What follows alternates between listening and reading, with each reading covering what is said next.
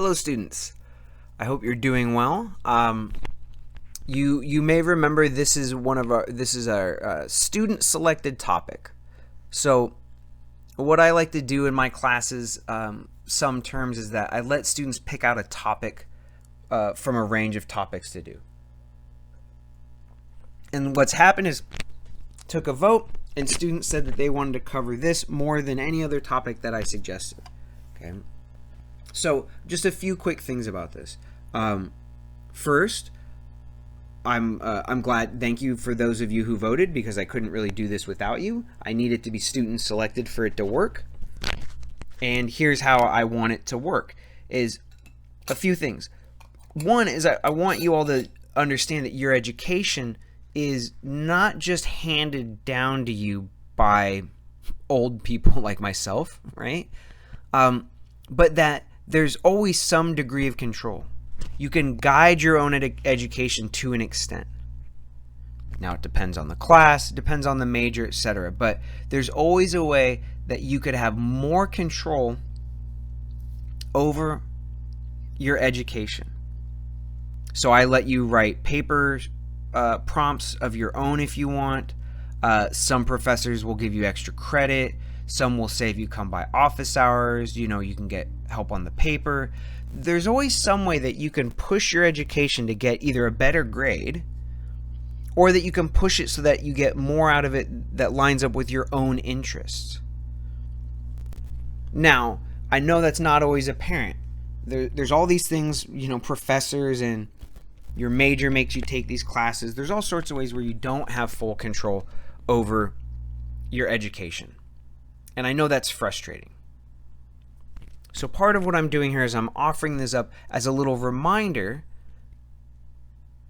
that you have these opportunities sometimes to have a little more control over your education. Okay, so I try to offer it to my students as an explicit, direct, and high degree of control. I don't think you get to pick your readings in most other classes. So that's my gift to you, but it's really a gift to you to remind you to look for that kind of gift, that ability to control your education in other aspects of your courses and careers. Okay. So that's part of why I offer this up as this sort of this reading based on expressed student interest, what students wanted to cover most. Okay. So you recall that we read Descartes already. You recall what you've read in Descartes probably to an extent. I just want to say here that what we're going to say here links up perfectly to things we've read in the Meditations. But we're going to take it in such a different direction today that I want to say, please try in your head and in your mind to connect what we're doing today back to the Meditations. That's point one. Point two, though, is this. I'm trying to make a really practical point today that should be helpful for you in your own individual life. And so what's really important to me is that you ask yourself if you can use this stuff in your own life to make yourself happier. To repeat, my main point today is to ask you for you to ask yourself if you think you might be able to use what we're going to cover today in your own life to make yourself less unhappy and more happy. So, focus on that. And if you can connect that back to what we've already read in Descartes, that's really awesome. But I want your focus to just be on, can I use this stuff we're doing today in my own life? Okay. So, Descartes has a book, which we're not going to read. It's too long. Called The Passions of the Soul. Let's just pause right there and note that that's like the most metal book title in the history of philosophy.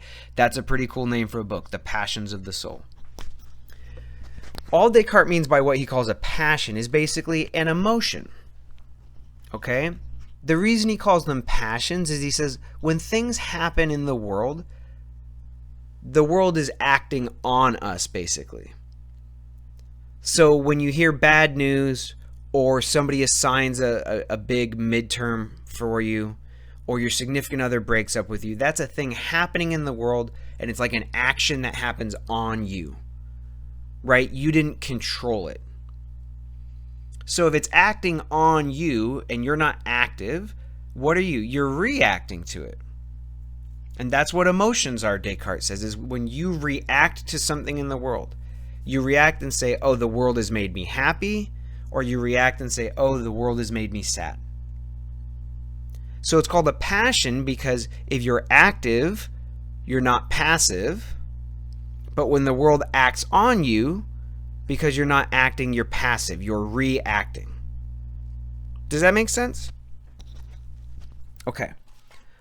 It's just, I want you to understand why this word is being used in an unusual way. It's also important because Descartes is going to say this. He's going to say every time something happens to you in the world and it makes you happy or it makes you sad, you can, if you want, just take it. You can, if you want, just feel the emotion exactly how it is. Happy or sad, and just wallow in it as it is. But what you can also do, and this is what he's recommending, is you can take that initial passivity where you are reacting to the world and the world or other people are dictating your emotions to you. And then you can say, wait a second, I'm going to take an opportunity here to become more active, less passive, and you're going to direct or change the shape of your emotion so that it's a happier emotion. So you will claim some degree of activity even when you're somewhat passive, and you will use that in order to make yourself more happy. How can you do that, though?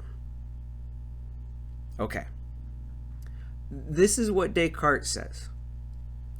He says passions, which are just emotions, happiness, sadness, anger, envy, regret.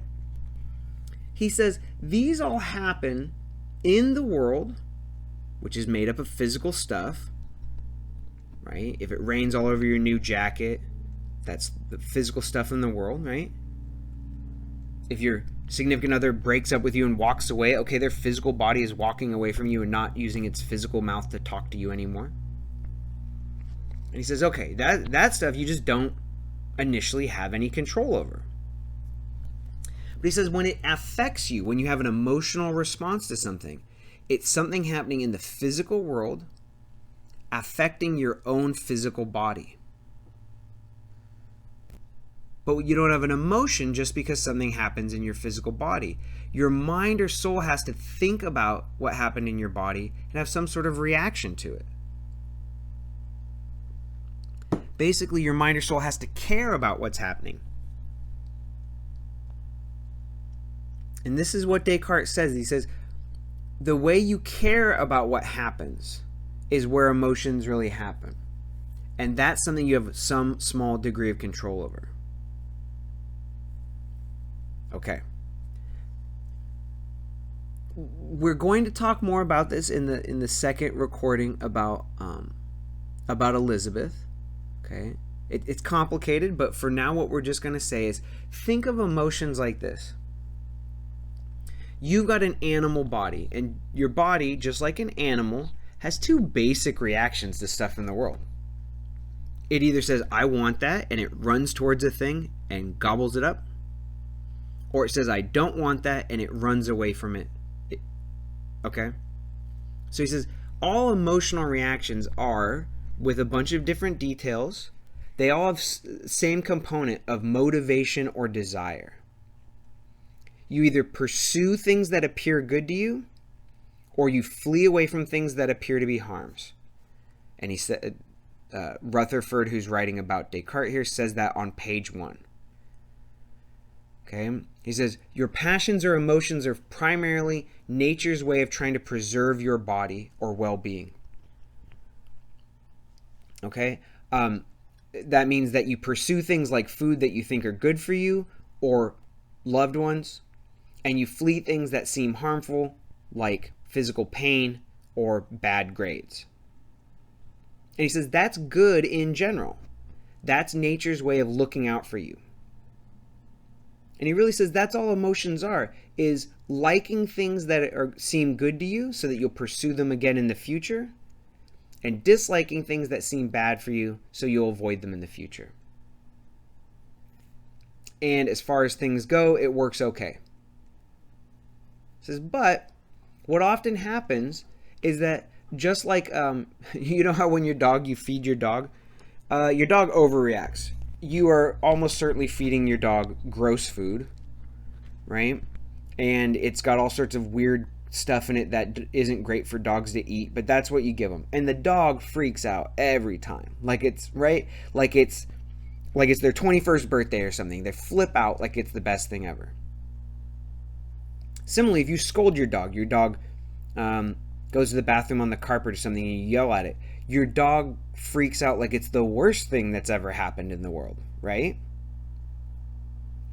Or if you don't have a dog, you don't like dogs, think about children. When children get excited, they flip out. They get so happy. But then they get really, really, really sad, or they cry really easily because small things seem really bad to them. This is what Descartes says. This is what our emotional life is like in general. We're like animals or children at this first level.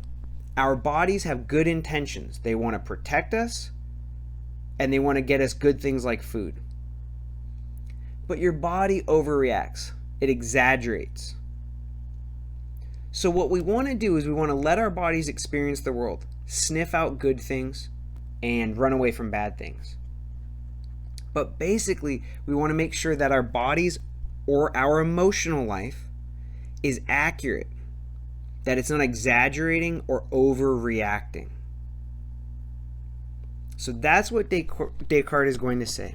He's going to say, if you can figure out how to have some small degree of control over your bodily or emotional reactions, you will modify how happy and unhappy you are to your benefit. Okay? He doesn't think you have a perfect control over this, but he thinks that basically what you can do is you can get to a point where you can reduce your anxiety about bad things, and you can find new ways to be happy in the face of things that happen in the world. Okay. So we see this on page 2. This is what ethics means in Descartes. Okay, ethics is a happy life. It's where you can enjoy the best existence possible. You can be your best self. Ethics for him is about achieving mental contentment or tranquility by ordering your mind. He says just like physical therapy can heal your body, you can have a mental therapy that treats the mind's illnesses, just like medicine can treat your body. So this is what ethics means for Descartes, is basically, in spite of trials or bad things happening to you, if you cultivate your mind or reason, you can maintain a higher level of happiness than other people. So Descartes thinks that bad things are going to happen to you inevitably. It's unavoidable. But if you mentally strengthen your mind, like going to the gym for your body, if you mentally strengthen your mind, you will be happier when it's time to be happy, and less unhappy when you have to be unhappy. You will be more content with what happens to you in your life.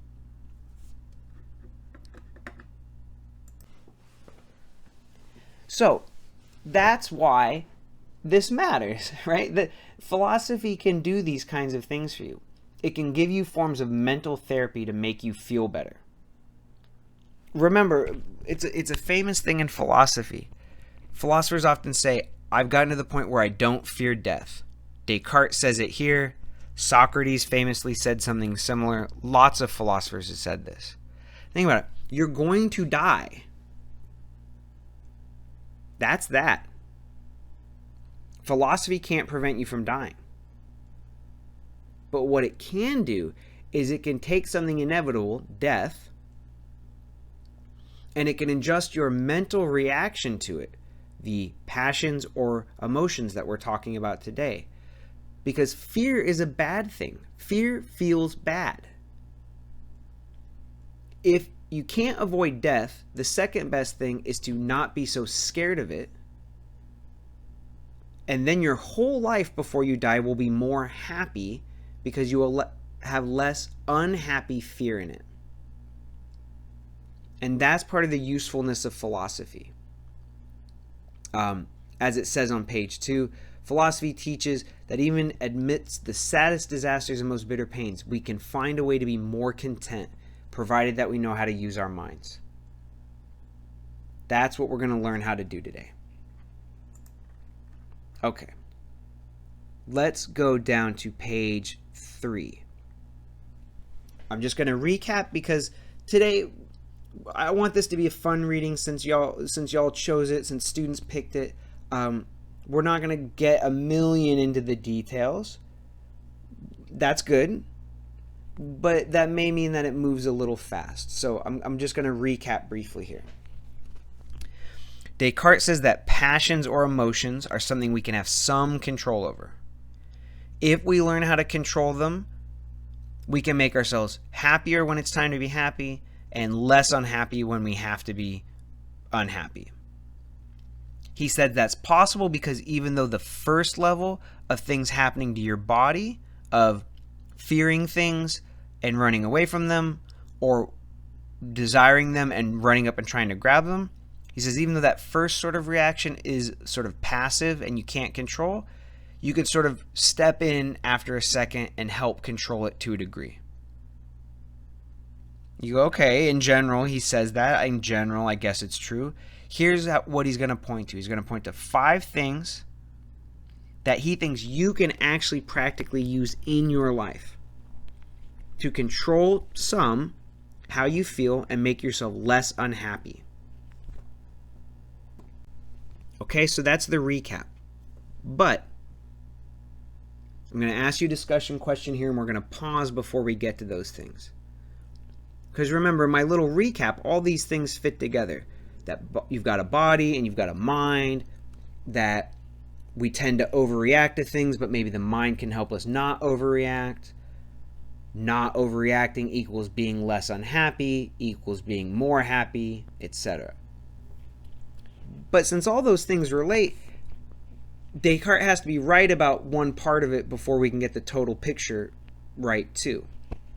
So remember, we said before that all emotional reactions have as some part of them either saying, I like that thing and I want to pursue it and consume it and get close to it, or I don't like that thing, I'm afraid of that thing, I want to get as far away from it as possible.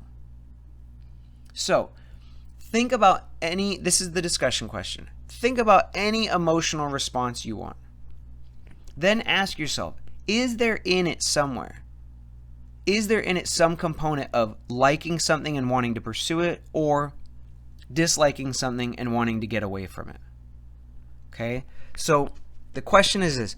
Try to think of an example of an emotional reaction to something that has either desiring the thing and wanting to get close to it, or fearing and disliking the thing and trying to get away from it.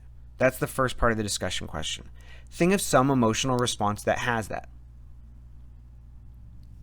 Second part, same thing, but reverse it. Try to think of some sort of emotional response, what he's calling a passion, that doesn't have that. That has no desire for something, that has no saying that the thing is good and you want to pursue it, or doesn't have the other side where you dislike the thing and you want to get away from it. So try to think of an example of each, of a passion or emotion that sounds like he's saying, where you either want to avoid the thing or pursue the thing. And then see if you can come up with an example where that doesn't happen, where there's some sort of emotion where there's no liking or disliking, there's no pursuing or avoiding, etc. Okay, so pause the recording now. Okay, answer that.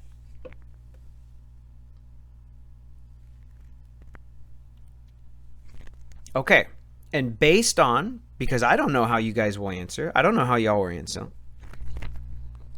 do you think that it's generally right that emotions have that pursuing and avoiding aspect to them, or not?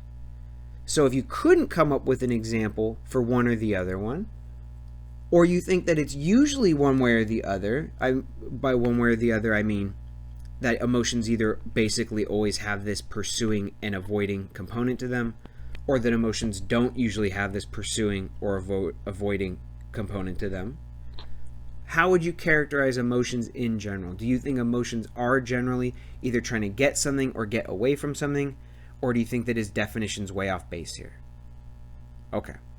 So that's the discussion question.